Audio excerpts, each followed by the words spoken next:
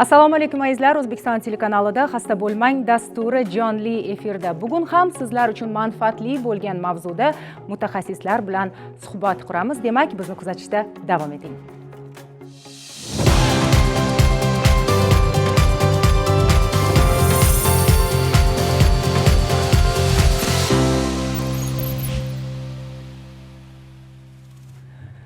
Bugun biz siz bilan jismimizning eng mehnatkash a'zolaridan biri bo'lgan yurakni asrash haqida suhbatlashmoqchimiz.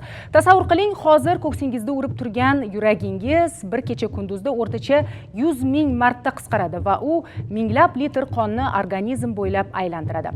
Bu jarayon siz uxlayotganingizda ham, ishlayotganingizda ham, sport bilan shug'ullanayotganingizda ham to'xtamaydi. Tibbiyot allaqachon isbotlagan va hech qachon o'zgarmaydigan qoida aniq. Yurakka g'amxo'rlik qilish orqali biz nafaqat bugungi sog'lig'imizni, balki kelajakdagi hayot sifatimizni ham himoya qilgan bo'lamiz. Oldindagi 1 soat davomida studiyamizga tashrif buyurgan shifokorlar jamoasidan yurak kasalliklarining oldini olish bo'yicha muhim tavsiyalarni olamiz. Assalomu alaykum, studiyamizda xush ko'rdik. Marhamat, o'z joyingizni egallang. Bugungi ko'rsatuvimiz ekspertlari bilan tanishing. Mashhura Ibragimova, shifokor kardiolog. Sunnatilla G'afforov, shifokor aritmolog, jarroh. Gavhar Jalolova, shifokor ginekolog.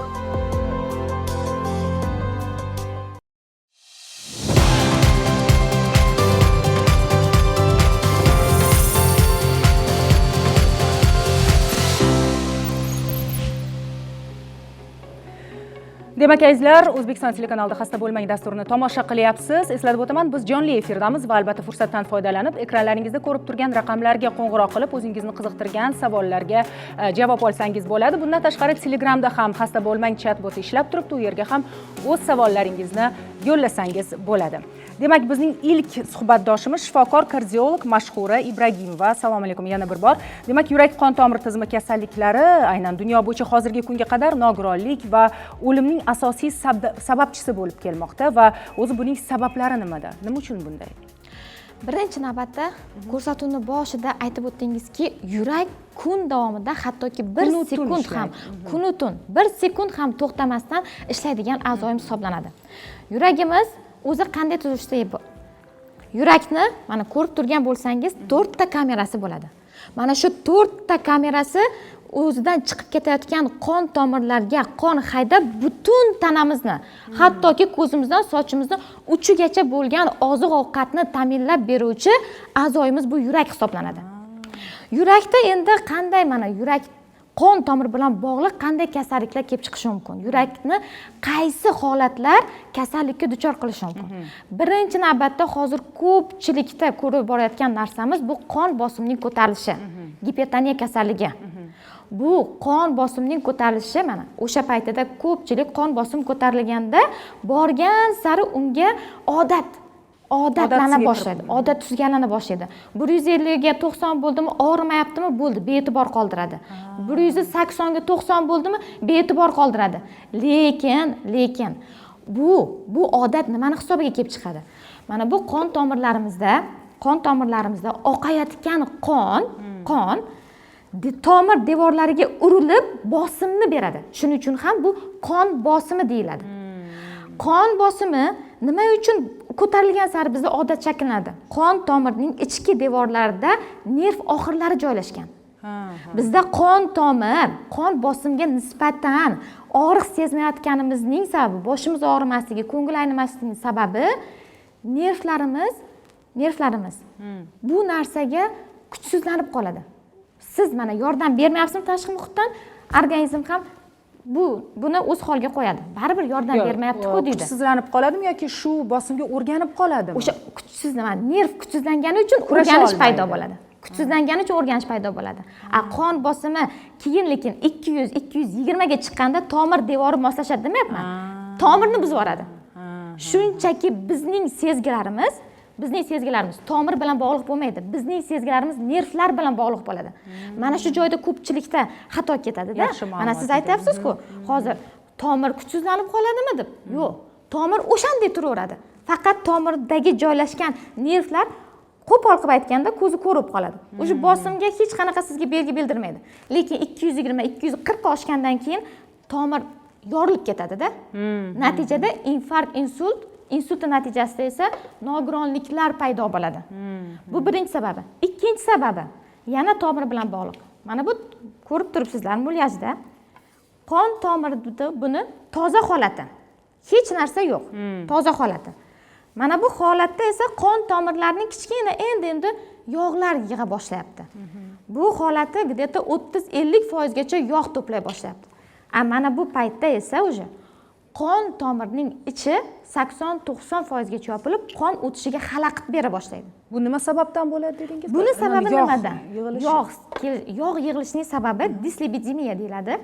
Meditsina tilida, tibbiyot tilida. Dislipidemiya sabablari nima? Birinchi navbatda zararli odatlarimiz. Chekish, spirtnoy ichimliklar ichish, gazli, rangli, shirin ichimliklar. Oddiy rangsiz, tiniq suvga o'xshagan mineral ichimliklar emas, rangli, gazli, shirin ichimliklar. Shular yog' yig'adimi? Bular qanday yog' yig'adi? Mana bu gazli, shirin ichimliklarimizning tarkibidagi kofein va shakar miqdori juda yuqori bo'lib, bular qonga sirazi tushgandan keyin mana bir stakanning o'zidayoq tushdimi, bizning qon tomirimiz ichidagi oqib yurgan qonda shakar miqdori birdan ko'tariladi.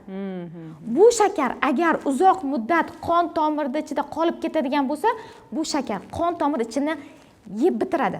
Bu uchun mana shira, mana biz oshxonada ko'ramiz-ku, shira bo'lib qolgan joyimizga qanaqa keyin pashsha, qumlar, changlar o'tirib qoladi, tez chang yig'adi. O'ziga tortib oladi. O'ziga tortib oladi. Ichimizda ham xuddi shunaqa. Qon tomirining ichida ham xuddi shunaqa. Qonda shakar miqdori oshdimi, u devorga yopisha boshlaydi. Devorga yopishgandan keyin o'ziga biz yog'li ovqat yeymiz-ku. Ayniqsa O'zbekiston xalqimizda osh, manti, qozon kabob, shashlik, har kuni. Ayniqsa yozda gazli ichimliklar bilan yeymiz bu yog'li ovqatlarni. Ishtaha ochilsin deb turib, mana biz tanamizni o'ylamaymizda, ishtahamiz ochilsin deb yana gazli ichimlik, orqasidan yog'li ovqat. Hozir yana fast food, KFC'lar ko'payib ketgan. Bular ham qovurilgan yog'li ovqatlar. Ularning tarkibidagi yeganimizda u yog'lar mana yeyishimiz bilan siraz ichakka borib bo'ldi, chiqib ketmaydi. Ichakdan qonga birinchi so'riladi. U yurakka boradi, u bir sira bir aylanib chiqadi tanada. Ikkinchi marta aylanganda jigardan kelib turib, keyin keraksiz yog'lar chiqarib yuboriladi. Lekin ungacha qon tomiri ichida yurib, shakar bilan birgalikda qon tomiri ichidagi yog'ni ko'paytiraveradi. Bu ikkinchi zararli odatlarimiz. Uchinchi masala uyqu rejimi. Uyqu hozir hammaga omma bo'ldi. Hozir mana baribir ijtimoiy hayot rivojlangan.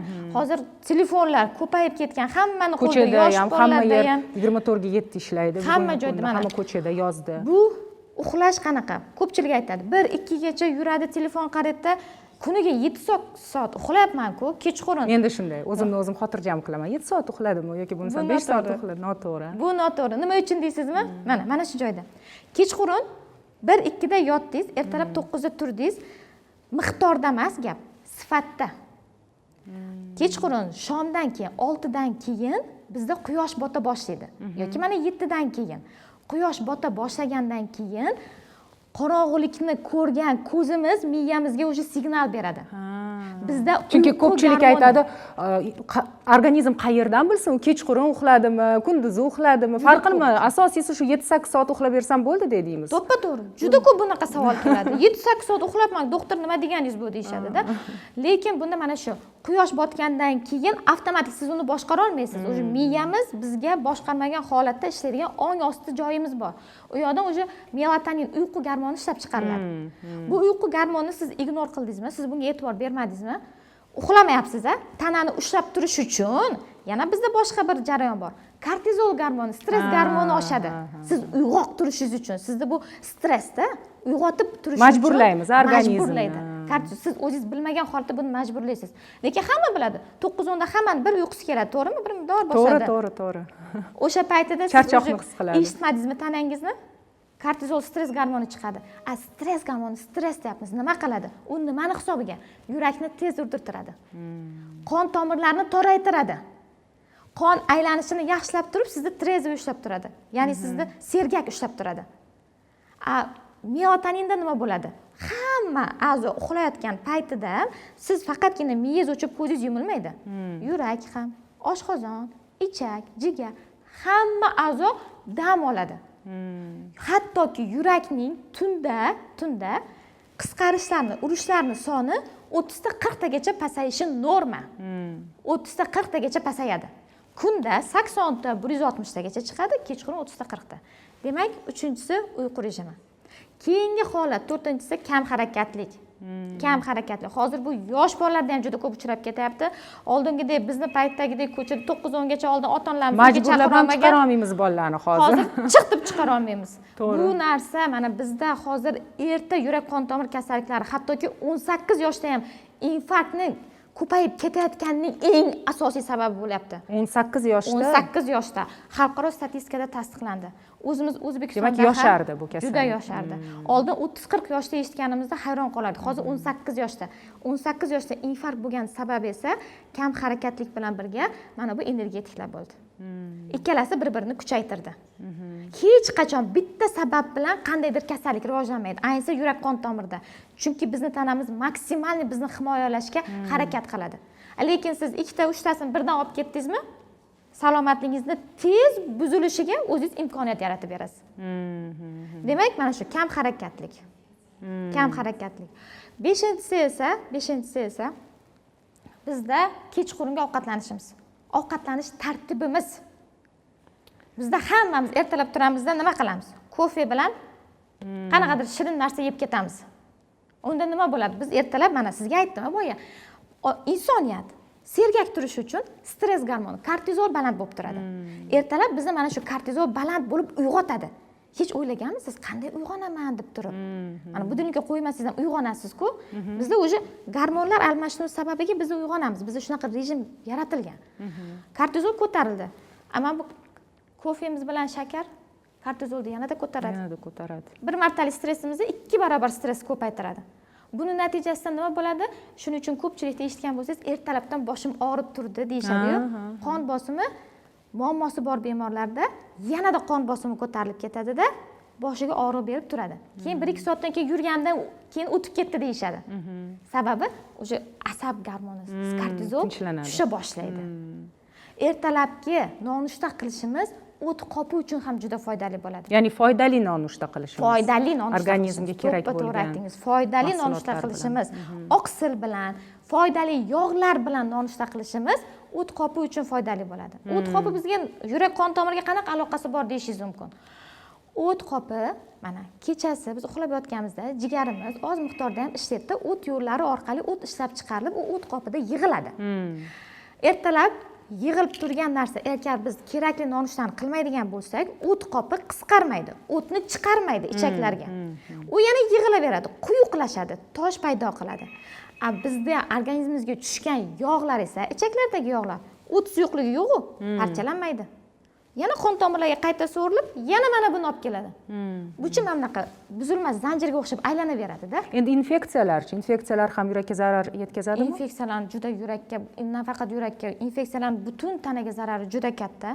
Infeksiya oddiygina mana bizda tez tomoq og'rig'i deymiz-ku, o'sha streptokok, stafilokoklar yurakni ayniqsa yaxshi ko'radigan bakteriya infeksiyalari hisoblanadi. Ular infeksiyalarda nima bo'ladi? Agar biz tez tomog'imiz og'riyveradigan bo'lsa, shu noto'g'ri hayot tarzi sababli immunitetimiz tushib ketadi. Shu sababdan bizda infeksiyalar bizning yuragimizni mana bu klapanlarni juda yaxshi ko'radi. Klapanlarga o'tirib olib, klapanlarni qalinlashtirib yuborib, o'sha klapan mana qon oqayotgan paytda ochilish kerak, yopilish kerak. Yopilgan paytda shishib ketgan klapan ochilayotgan paytida qon o'tishiga xalaqit beradida, stenozlar keltirib chiqaradi. Yurak yanada nagruzkada ishlay boshlaydi. Infeksiyalardan himoyalanishning eng to'g'ri yo'li bu doimiy bizni organizmimizdan ozgina-ozginadan tomoq yo'limizda tez suv ichib, tez qultum suv ichib, infeksiyaning titrini pasaytirib turish kerak. Rahmat. Yana bir savolim, qisqa savolim bor. Shunga shunchaki aniqlik kiritib ketsangiz, ya'ni sport bilan shug'ullanish doim bu shunday mavzuki, bu ertalab yaxshimi shug'ullangan sport bilan yoki kechqurunmi deyshadi. Shunga keling, hozir aniq bir javob bersak. Bizning sog'ligimiz uchun ertalabki sport yaxshimi yoki kechqurungi? Yurak qon tomirlar uchun ertalabki och qorindagi sport juda zo'r.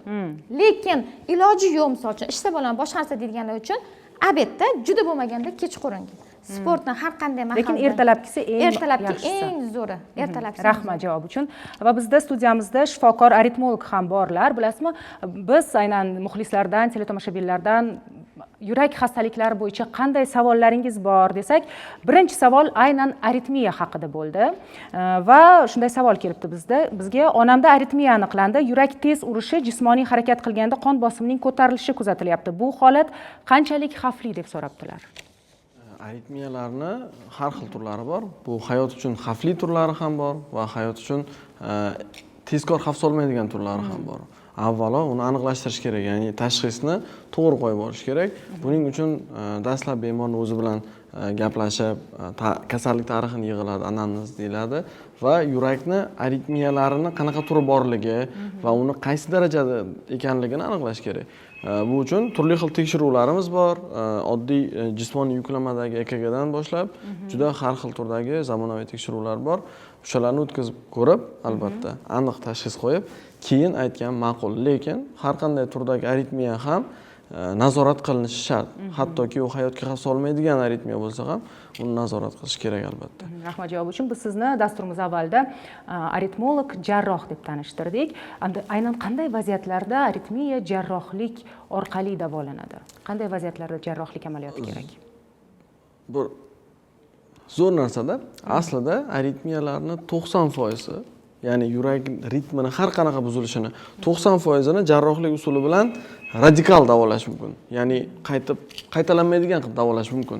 Lekin bu usullar O'zbekiston uchun yangiligicha qolib ketmoqda. Sababi boshlanganiga bu usulni O'zbekistonda dastlab 2008-yildan boshlangan, 2016-yildan juda aktiv bu narsa bilan shug'ullanish boshlandi. Lekin 2008-yil ham bu aslida kech.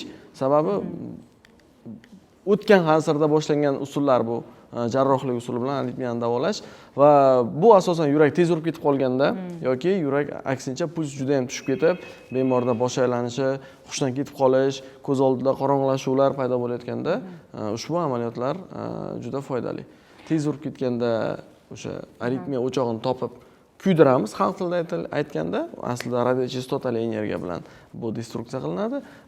Puls pasayib qolganda kardiostimulyator implantatsiyasi bilan puls joyiga keltiriladi.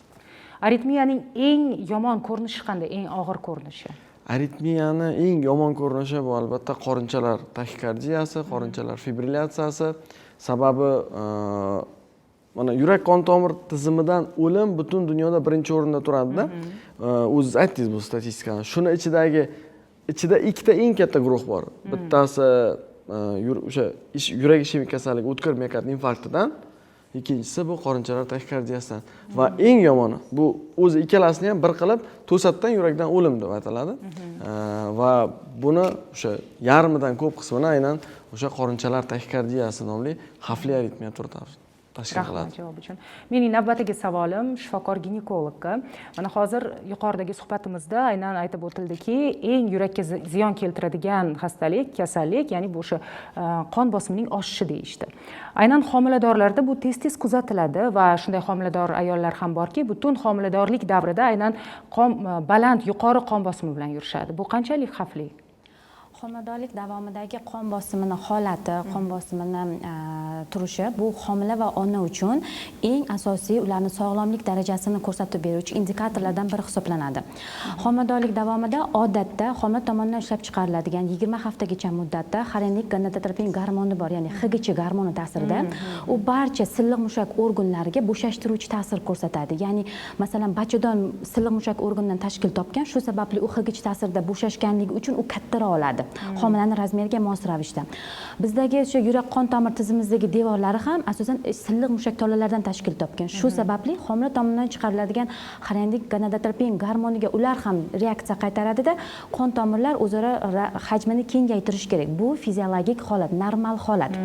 20 haftagacha bu holatda homiladorlarda agarda homilador ayolning qon bosimi homiladorlikgacha 120 ga 80 bo'lsa va homiladorlikning erta muddatlarida esa 110 ga 70 yoki 90 ga 60 holatigacha tushishi bu normal holat.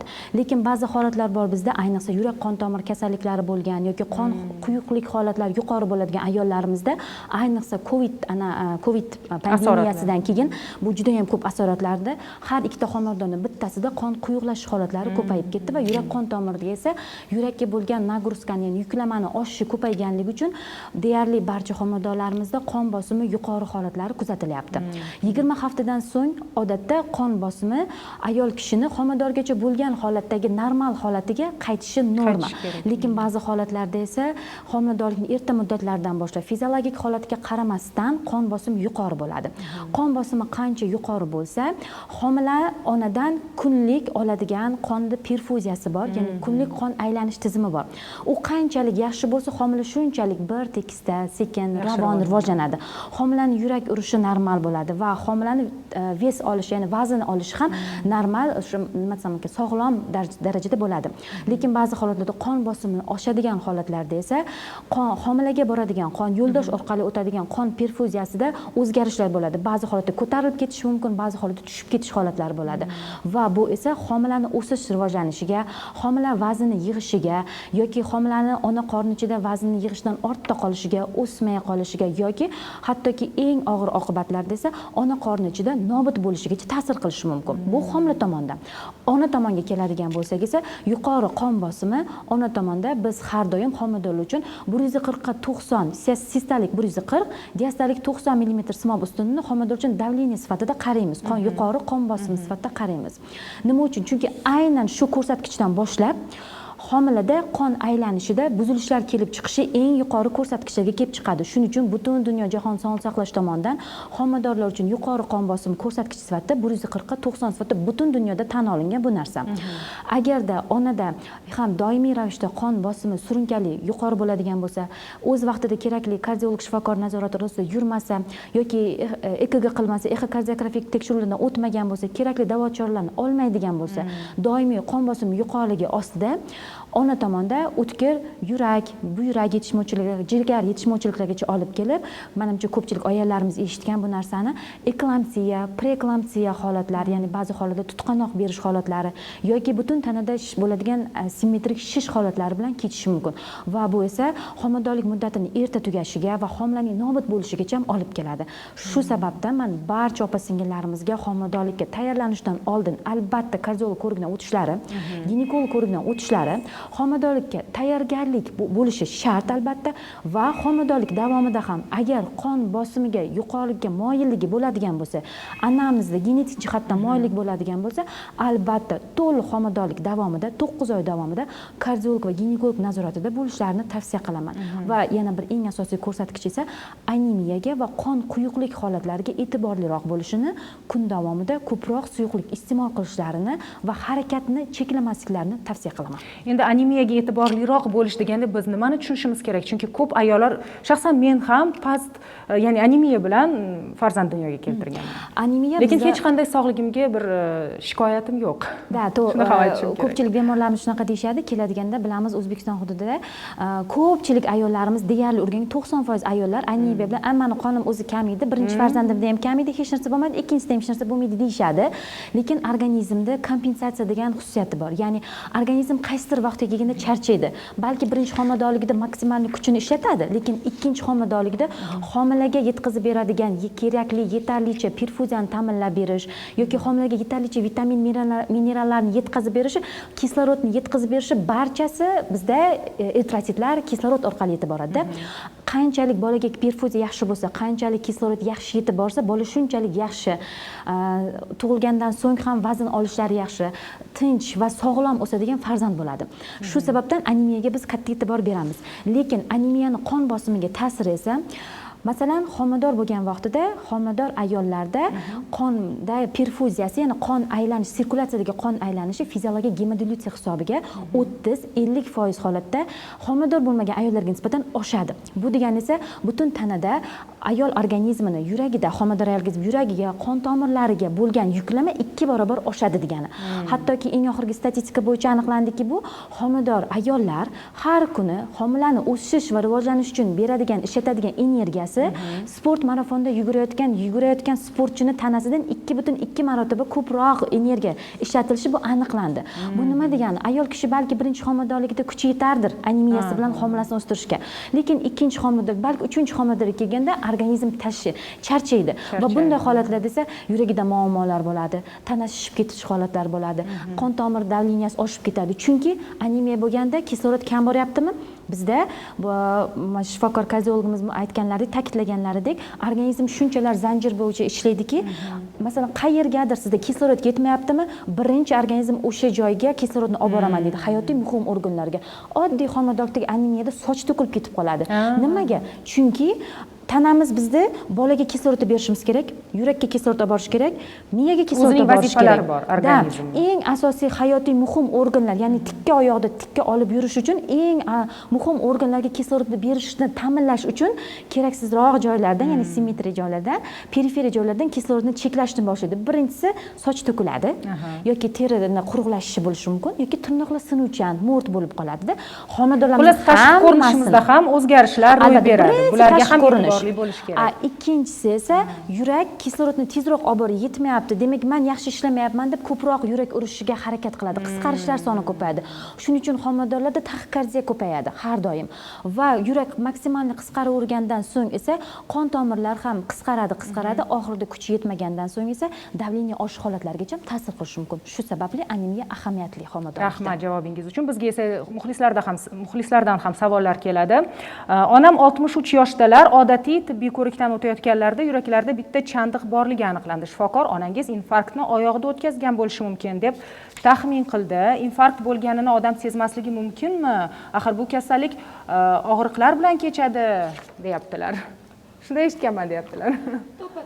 To'ppa-to'g'ri. Infarkt bo'lganda odam sezmagan holatda oyoqda o'tkazishi mumkin. Hech qanaqa na yuragida og'riq sezadi yoki na holsizlik, boshqa narsa sezadi. Bu qanday bo'ladi? Mana yurakni infarkt bo'lganda, mana bu qon tomirlarini ko'rib turibsizlar. Agar yurakni mana buncha joyda qon tomir bekilishi natijasida infarkt bo'ladigan bo'lsa, faqatgina 100% yuradigan bo'lsa, 5% qismida miokard qismida yurakni qisqarishida hech qanday rol o'ynamaydi-da, infarkt bunda hech qanaqa og'riq bermaydi. Davleniya ham tushib ketmaydi, ko'tarilib ham ketmaydi. Buncha joy ishlayveradi. Buni hayotiy misolda qanday ko'rsatsam bo'ladi? Sizlarga tushunarli bo'lishi uchun. Yurakni butun bir tana deb qaraydigan bo'lsak, qo'limizni sindirib olsak, o'lib qolamizmi? Yo'q. Qo'limizni sindirib olsak, butun bir tana deb qarang. Mana yurakni, mana bu yurak mulyash, to'g'rimi? Mana shuni butun tana deng. Mana men yurakman. Agar mana yurakni qancha qismi bor, ko'ryapsiz-a? Bunaqa aylantirib ko'rganingizda, qon tomiri qancha qismi bor. Agar qo'limiz sinsin, o'sha qo'lni faqat ishlatmaymiz, lekin boshqa qo'l, boshqa hayotiy jarayonlar, ovqatlanishimiz, turib yotishimiz, hamma narsa ketaveradi. Xuddi shunaqa bo'lishi mumkin. Onalarda, demak, haqiqatan infarkt o'tkazgan va buni bilmagan. Bundan nima xavfli tomoni bor? Bir marta infarkt o'tkazdimi, ikkinchi marta infarkt o'tkazishi boshqa odamlarga nisbatan xavfi 2 barobar yuqori. To'g'ri, bu haqda ham. Demak, bir marta qon tomir yopildimi, qon tomir butun tanamizdagi hamma qon tomirining ichki tuzilishi, strukturasi, arteriyalarniki bir xil. Agar bitta joyda bormi, misol uchun boshqa bo'ladigan qon tomirda bormi yoki bu yoqda bormi, bilingki, boshqa qon tomiringizda ham xuddi shunday yog' to'planishi, bekilishi bor. Bunday odamlar nima qilish kerak? Bo'ldi, bir marta infarkt o'tkazdi, endi qayta infarkt bo'lmasligi uchun kerakli dorilarni va kerakli tavsiyalarni muntazam qilgan holatda profilaktik ko'rik o'tkazib turish kerak. Har 6 oyda bir marta. O'zimni yaxshi his qilyapman, yaxshi yuribman, yashayapman degani emas. Umringizni uzaytirish uchun 6 oyda bir marta EKG, ekokardiografiya hamda qon tomirlarini uzisini qilib tekshirib turish kerak. Dori tavsiyalar bilan birgalikda albatta. Rahmat. Va bizda studiyamizda bugun mehmonlar bor. Aynan yurak qon tomir tizimi kasalliklari bilan og'rigan mehmonlar va ulardan biz boshdan o'tkazganlar haqida keling suhbatlashamiz va yanada ko'proq ma'lumotga ega bo'lamiz. Assalomu alaykum, xush kelibsiz. Marhamat, keling.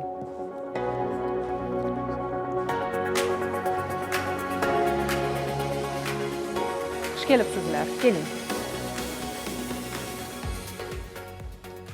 O'tiringlar. Studiyamizda xush ko'rdik. Marhamat, o'zingizni tanishtirib, boshdan o'tkazganlaringiz bilan bo'lishsangiz. Mikrofonga marhamat. Qibray shaharchasidan o'sgan va go'zal o'sgan onaman. Hozirgi kunda 1 yil 8 oy bo'ldi.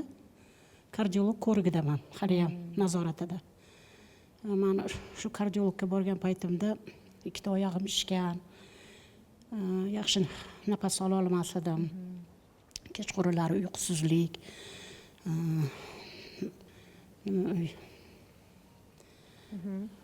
Ya'ni bu qachon bo'lgan?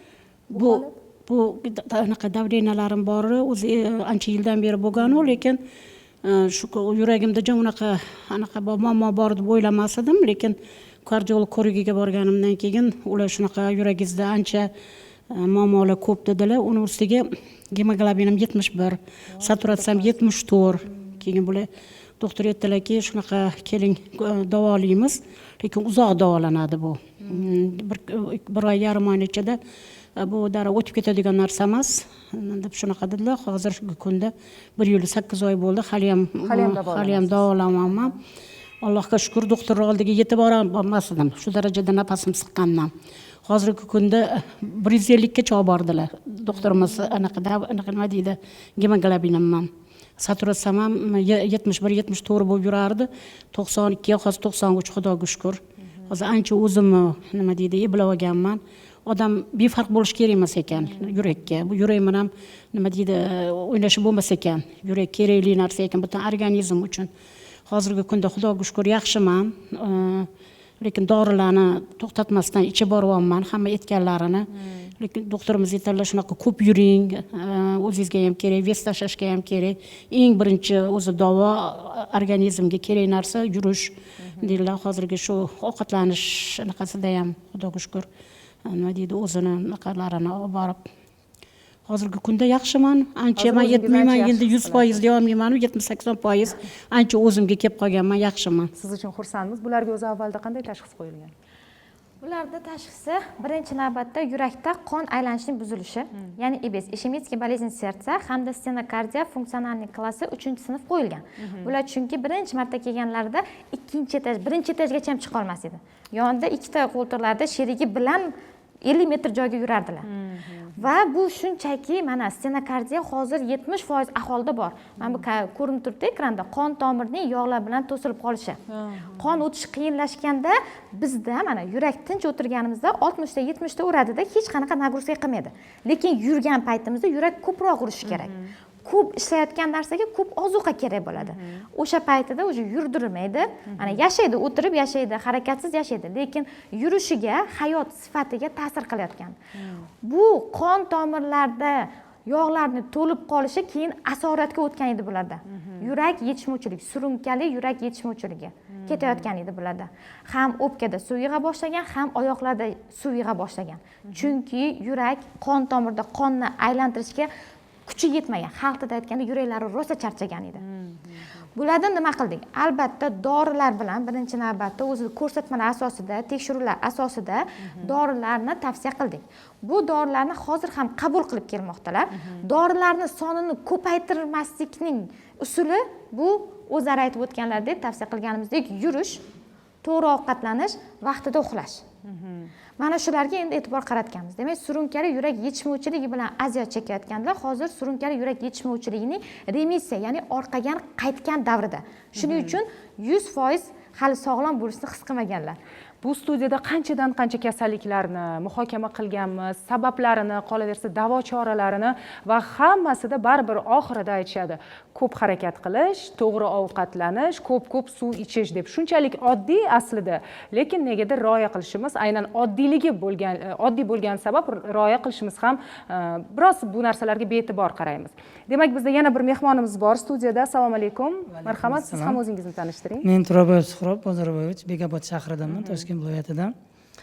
O'zimda 3 oy oldin noqulayliklar sezilgan, holsizlik, uyqusizlik shu 12-1-2-3 anaqada bo'lgan.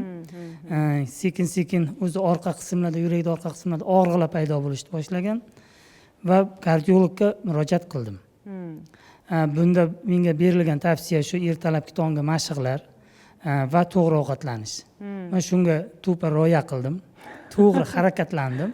Xudoga shukr, yaxshi ya'ni natija. hech qanday dori darmonlar Darmonsiz. O'zim ustimda ishladim. Kerakli anaqa berilgan tabletkalar bitta ikkita ichgan bo'lishim mumkin. Ular esimdan ham chiqib ketdi. Hozirgi kunda ertalab to'xtovsiz soat shu turdan boshlab 6 gacha 2 soatlik mashq, tonggi mashqni qilamiz. Shu bilan kun davomida energiya zo'r, mana shuni sog'lom bo'lib yuribmiz. Endi hozir mana hammamiz futbol bo'yicha jahon chempionatini kuzatyapmiz va ko'ryapsizki, o'yinlar ham kechasi bo'lyapti. Erkaklar tabiiyki futbolni juda yaxshi ko'rishadi. Nima qilyapsiz? O'zini nechida uxlaysiz? Hozirgi kunda qanday? jahon chempionati bo'lganda gohida yolg'on bo'lmasin, gohida ko'rdim. O'zbekistonda o'yini Lekin kechqurun sog'ligim muhimroq deydi. sog'ligim muhimroq bo'ldi. Gohida qiziqib ko'rdim, gohida boshqa komandalar bo'lsa ko'rishga anonim yo'q. Kechqurun soat 9 dan keyin xufton namozidan keyin yotishga harakat qilamiz. Unda uyqu. Ertalab soat 3:30 da uyg'onamiz. Birov turg'izmaydi, o'zimiz bemalol. Demak, shunaqa erta murojaat qilishsa, ya'ni og'ir bo'lmagan formada bo'lishsa, shunday oddiy bir yurish, to'g'ri ovqatlanish inson tuzatib yuborishi mumkin, to'g'rimi? Bunichi qanaqa misol keltirsam bo'ladi sizlarga. Mana hammamizda oshxona bor, to'g'rimi? Oshxonada polkalarimizda chang bo'ladi-ya. Changnichi qilsangiz ketadi yoki bunday latta bilan sekingina artib yuborasiz, a? Lekin chik bo'lib ketgan joylar bo'ladi-ku, misol uchun yog' yig'ilib qolgan. Uni qanaqa tozalaymiz? Mana shunaqasiga tozalamasak ketmaydi-ya. Bularda mana ikkita shunaqa vaziyat hozir. Ikkalasini eshitlaysiz. Bularda o'sha asorat bergan. Yuragi charchagan shu darajada qon tomirlari to'lib qolib. Bularda hali endi mana bunaqa qoldiqlar boshlangan. Qon harakatsizlik tufayli bitta joyda turib yurmay qolgan. Qon harakati sekinlashgan. Qon harakati sekinlashganda boya infeksiyalarni so'radingiz-ku, infeksiyalar rivojlanishi tez bo'ladi, jadallashadi. Chunki o'sha paytda ozuqa mana bitta joyda ko'lmakni ko'rganmiz-ku, balchiqqa o'xshab qoladi. Xuddi shunaqa qonimiz turib qolgandan keyin, ayniqsa o'zi qon aylanish buzilishini sezadigan bemorlar, mana bular aytgandek, uyqu buzilishi boshlanadi, bosh miyaga, sirkulyatsiyadagilar buziladi. Oyoq qo'llarda muzlashlar boshlanadi, og'ir his qiladi, tushunarsiz holatlar boshlanadi. Harakatdan keyin xuddi qonni changdan tozalagandek, qon tomirda qonchi biz harakat qilganimizda doimiy mana bunaqa ushlab turadi-ku. Qon tomirda oqib o'tayotgan qon shunaqa aylangandan yuvaveradi. Xuddi turbagan shlankani napol bilan qo'yib yuborsangiz turban qanaqa yuvadi? O'shanaqa qon o'zi yuvadi. Bizni organizmimiz mo'jiza-da. Shunchaki salgina yordam bersak, hech bo'lmasa shuni tartib qoidasini buzmasak, sog'lom uzoq umr ko'ramiz. Endi qarang, qon quyuqlashsa, bu albatta shu qon bosimi oshadi deganimi yoki bo'lmasam bu ikki jarayon bir-biriga hech qanday bog'liqlik joyi yo'qmi? Bog'liqlik joyi bor. Qon quyuqlashganda qon bosimini 10-20 millimetr rutiniy stalbagacha oshishi bor. Qon quyuqlashganda, hattoki osteoxondrozlarda ham, nevralgikada ham 10-20 millimetr rutiniy stalbagacha oshadi. Qon quyuqlashgan paytida mana bularda kam harakatlik tufayli qon quyuqlash ko'payadi-da. Shuning uchun vaqtinchalik 1-2 dori ichadi, qonni suyuqligini normallashtiradi-da, undan keyin esa o'zlari harakati bilan qonni suyuqligini bir me'yorda ushlab turadi. Demak, biz hozir mana ekranlarda sizning Instagram sahifangizdan olingan videoni ko'ryapmiz. Ya'ni bu yerda bir tarafda qon ifloslanyapti, bir tarafda esa tozalanish jarayoni ketyapti va aynan qanday mahsulotlar ifloslashi hamda qanday mahsulotlar uni tozalashi haqida ma'lumot berib o'tibsiz, to'g'rimi? To'ppa-to'g'ri.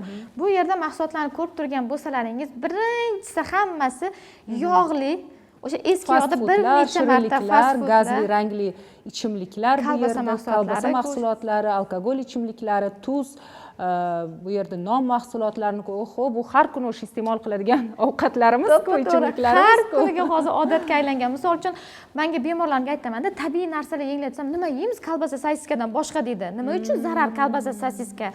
Tarkibi go'sht-ku deydi. Lekin bunda qarab qarang. 1 kilo go'shtning narxi qancha-yu, 1 kilogramm kolbasaning narxi qancha? Yana nima uchun kolbasa, sosiskalar zarar? Ularga qo'shiladigan kimik moddalar.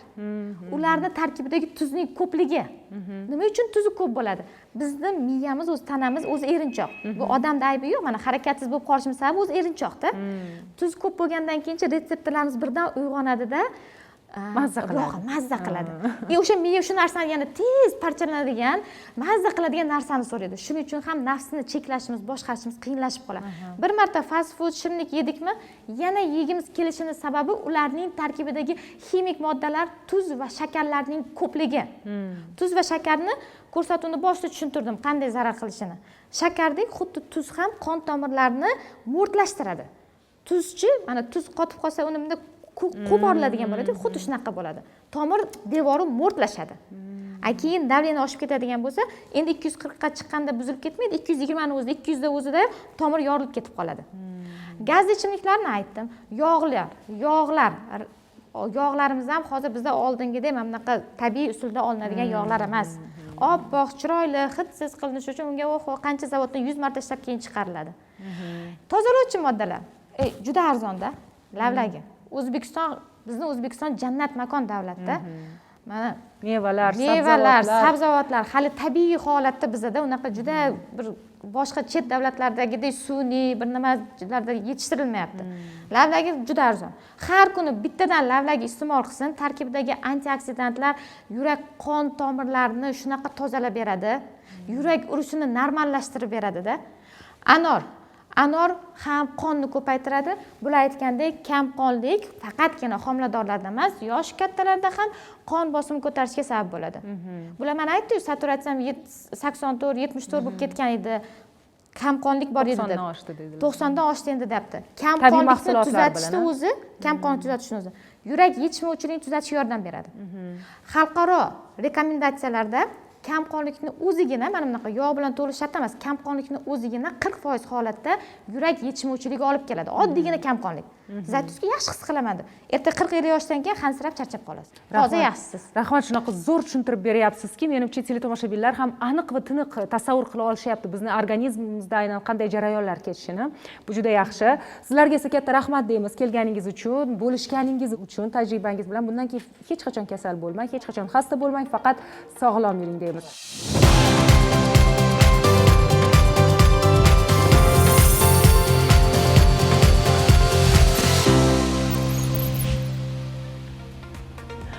Azizlar, biz davom etamiz va bizga muxlislardan juda ko'p savollar kelib tushibdi. Keling, hozir shunga vaqt ajratsak, chunki vaqtimiz juda kam qolyapti. Menda astma xurujidan so'ng yuragimda orttirilgan yurak porogi aniqlandi. Bronxial astma yurakka ta'sir qilishi mumkinmi? O'zi orttirilgan yurak nuqsoni to'satdan paydo bo'ladimi yoki yillar davomida hosil bo'ladimi deb so'rabdilar. Orttirilgan yurak nuqsoni tug'ma orttirilgan deyapti-ku. Demak, u hayot davomida, hayot tarzida paydo bo'lgan. Bu o'sha yurak tug'ma nuqsondan buni farqi klapanlari yaxshi tug'iladi, hech qanaqa muammo bo'lmaydi. Keyinchalik esa noto'g'ri hayot tarzi, infeksiyalar tufayli, tez shamollashlar, revmatizm kasalliklari, bo'g'im kasalliklari tufayli yurak klapanlarini buzish ham, qon bosimi ko'tarilishi ham yoki bo'lmasam yurakda qon aylanishi buzilishi ham klapan patologiyalariga olib keladi. Endi agar uning darajasi 1-2 bo'ladigan bo'lsa, u faqat kuzatuvda bo'lishi kerak. Agar og'ir darajaga, 2 dan keyingi og'ir darajaga o'tgan bo'lsa, albatta operatsiya qildirish kerak. Rahmat. Ko'pincha oyoqlarim bo'shashadi, titraydi, yuragim ham titraydi. Buning sababi nima bo'lishi mumkin? Qanday tekshiruvlardan o'tishni maslahat berasiz deb so'rabdilar. Kim javob beradi? Yurak titrashi. Yoshlari qiroltida ekan. Yurak titrashi aritmiyadan bo'lish ehtimolligi bor, lekin uni oyoq titrashiga bog'liqligi bo'lishi kerak emas. Demak, bemor dastlab terapevt huzuriga borish kerak. Terapevt tekshirib ko'rib, aynan qaysi muammo borligini, qayerga qarab yo'nalish kerakligini aniqlagandan keyin o'sha tor mutaxassisga murojaat qilishi mumkin. Rahmat. Ko'p yillardan beri qandli diabetim bor. Keyingi yillarda yuragimda o'zgarishlar bo'lyapti. Bu qandli diabetning asorati bo'lishi mumkinmi deb so'rabdilar. Albatta, asorati bo'lishi mumkin. Qandli diabet degani qon tarkibida doimiy kun-tun qand miqdori baland bo'lib yuribdi va uni yog'lar bilan to'ldiryapti degan. Nechtagacha yurakka stent qo'yilishi mumkin? O'zi stent bu asosiy yurak ishemik kasalligini hozirgi kundagi asosiy davolash chorasi bu. Stent bu metal karkas. Chiqilov ruchka prujinasiga o'xshagan narsada lekin maxsus metallardan, maxsus moddalardan tayyorlanadi va maxsus dorilik qoplamalari bo'ladi va o'sha torayib qolgan yog' yig'ilib torayib qolgan joyini, u yog'ni yuvib ketkazib bo'lmaydi. Hech qanaqa dori bilan ham, mashqlar bilan ham, tabiiy usullar bilan ham. Qanchalik xavfli bu jarohat? O'zi aslida bu amaliyotgacha yetib kelishni o'zi bir o'ta xavfli. Bu amaliyotni qilmaslik. Demak, bu amaliyotni qilsa boshqa yo'li yo'q degani, shundaymi? Bu amaliyot kerak deb tavsiya berildimi? Tekshirib ko'rib. Demak, boshqa yo'li xato degani. Hech narsa qilmaslik o'ta katta xavf guruhiga kirib qoladigan. Stent albatta hozirgi kunda butun dunyoda juda ham keng qo'llanayotgan amaliyotlardan stent qo'yish va bemor umrini, sifatini oshirib beradigan amaliyot. Qon bosimim doim past yuradi. Buning sababi nimada? Qolaversa qon bosimimning pastligi yurakka salbiy ta'sir qilmaydimi? Albatta ta'sir qiladi. Qon bosimi doimiy past yurishi bizda vitaminlar yetishmovchiligidan, kalsiy, vitamin D, temir yetishmovchiligidan bo'lishi mumkin yoki bo'lmasam qonni juda quyuqlashib ketgandan, suvni miqdori kam ichayotganidan qon bosim tushib ketadi. Yurakka qanday ta'sir bor? Tomirlar bo'shashib qolgandan keyin yurak qonni bitta o'zi aylantirishga kuchsizlanib boradi. Rahmat. O'z shu o'rinda so'ramoqchiman, shu qon bosimi oshganda yoki tushib ketganda o'z boshimchalik bilan ko'pchilik dori ichadi. Bu qanchalik to'g'ri? Juda ko'p keladi. Qo'shnisidan eshitib, yo xolasidan, yo ammasidan eshitib, qon bosimi ko'tarilib. Qon bosimini tushiruvchi 4 ta sinf dori bor. 4 ta sinf dori bor. Buni bemorlar hayotda bilmaydi. Har bitta sinf guruhga kiradigan dorilarni o'rni bor. Biz qon bosimini tushirish uchun beriladigan dorilarni buyragiga qanday ishlayapti, jigari qanday ishlayapti, o'shalarga qarab beramiz. Bu juda noto'g'ri. Rahmat javoblar uchun. Mashhur opa, Gavhar opa, Sunatil aka, bugun kelganingiz uchun, o'sha vaqtingiz tig'iz bo'lishiga qaramasdan studiyamizga kelib mana shunday qimmatli maslahatlaringizni berganingiz uchun sizga rahmat aytamiz va studiyamizda yana kutib qolamiz. Aziz teletomoshabinlar, shu bilan ko'rsatuvimiz o'z nihoyasiga yetib bormoqda. O'ylaymizki, bugungi ko'rsatuvimiz ham sizlarga juda manfaatli bo'ldi. Demak, keyingi dasturlarda ko'rishguncha o'zingizni ehtiyot qiling va hech qachon xasta bo'lmanglar.